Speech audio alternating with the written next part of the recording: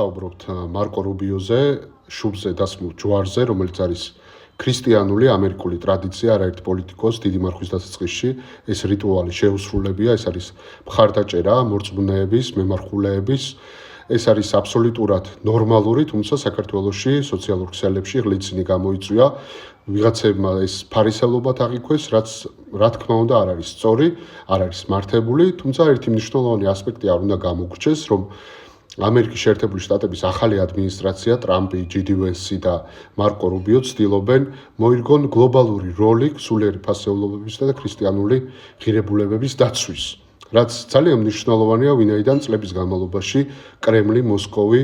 სულიერ ფასეულობებს ქრისტიანობას როგორც პროპაგანდისტულ ინსტრუმენტს იყენებდა, როდესაც ეს ხმოვდა თავს მეზობელ ქვეყნებს, ბარბაროსული თავდასხმები ჩვენ არაერთი გვახსოვს, მათ შორის 2008 წელს საქართველოში, ამას ხსნის, რომ თითქოს მას ემუქრება ლიბერალური დასავლეთი. რაც რა თქმა უნდა არის პროპაგანდა, არის ფარისევლობა და აი ამ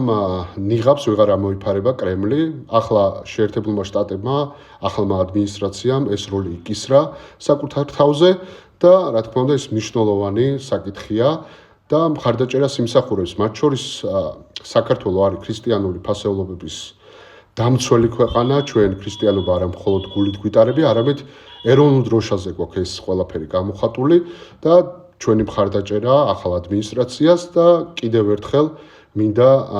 მხარდაჭერა გამოუცხადო მორწმუნეებს, მემარხულეებს, სულიერ სიმტკიცეს უსურვებ და რა თქმა უნდა აღდგომა არის ყველაზე დიდი დღესასწაული.